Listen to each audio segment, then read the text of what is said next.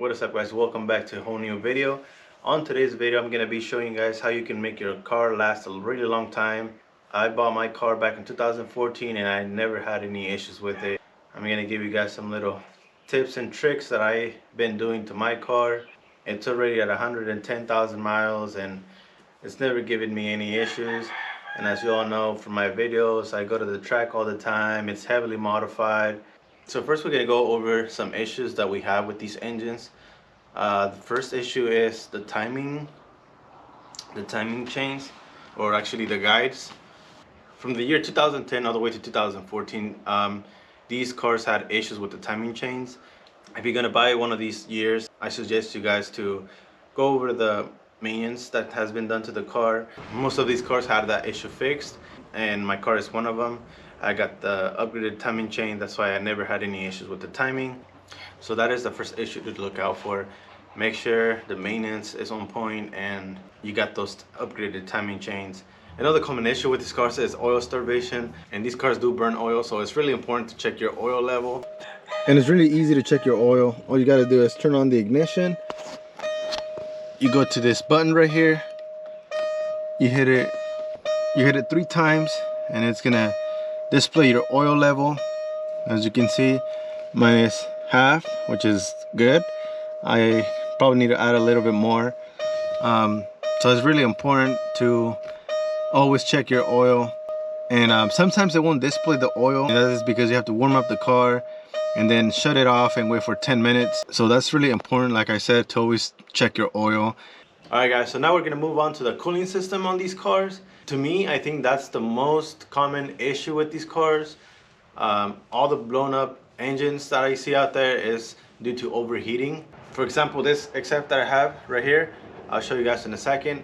But that car has a blown engine due to overheating. So this is a good example to show you guys why the cooling system sucks on these cars. This engine was overheated, and as you all know, these engines are really expensive. So you pretty much lose the whole car once this happens. So that's why it's really important to keep an eye on your coolant temperature and make sure you don't have any leaks and have proper amount of coolant. I recommend you guys 100% to grab yourselves one of those little gauges that plug into your OBD and displays your coolant temperatures and all that. I have that on my car, except it's on my radio, but it's basically the same thing. This is the app that I use. This is the torque app. You can actually do it on your phone too. You just got to get the little dongle that plugs into your OBD, and it's connecting to the car. There it is. So there it is, guys. It displays all my information, my AFRs, vacuum, boost, coolant intake. Really helpful information. As you can see right now, it's sitting at 82. So this is one thing that I really recommend to you guys. I live in California and it gets over 110 degrees here. And last week I was driving my car and I was able to see my temperature, my coolant temperature, go up to 230. I'm pretty sure it all has to do with this fan. I don't think it flows enough air. So what I ended up doing, I took the fan from that car and now I got it on my car. I pretty much went ahead and changed the whole cooling system from that car to this car right here. Same with the intercoolers. I think this one's in better shape than my old one. As you can see, a lot better. I got these plastics that I'm going to be throwing back on the car because I think what that does is it directs the air onto the radiators. So that's going to help out a lot too.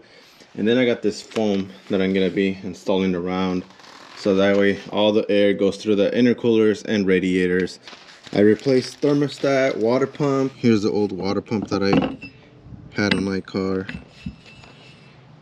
And it's actually in good condition. I used to prefer the other one because the other one had this metal impeller. This one's plastic, so I kept the metal one. Went ahead and replaced this too. Here's my old thermostat. I'm pretty sure it's still good, but I just wanted to replace everything just so that doesn't happen again. Like I said, don't ever let these engines overheat. Having a good gauge that displays your coolant temperature is a must, like I said, because without it I wouldn't known that my engine was overheating. And thanks to that, I was able to take action. Alright guys, so other than that, that's pretty much it. These engines are bulletproof.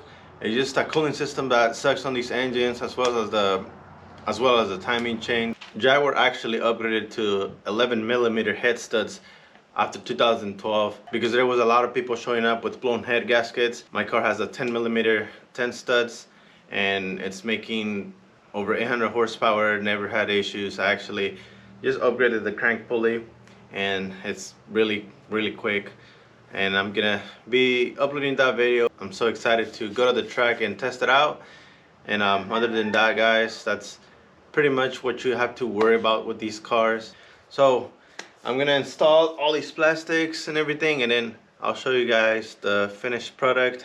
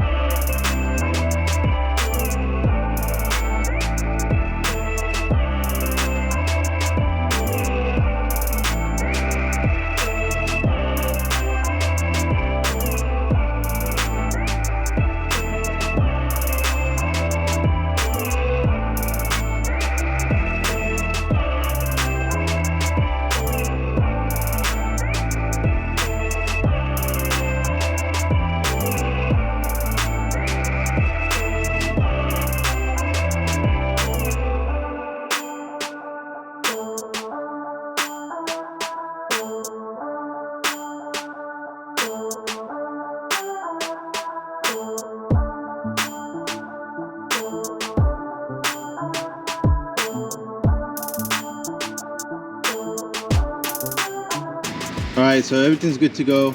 I got both of them in, and as you can see, it's a big improvement. Now you just gotta seal the sides, so that way all the air goes through the radiators. But looking pretty good, guys.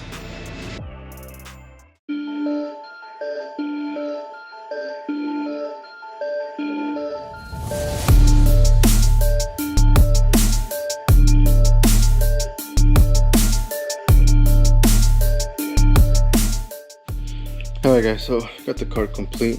All I gotta do is just install the bumper back on.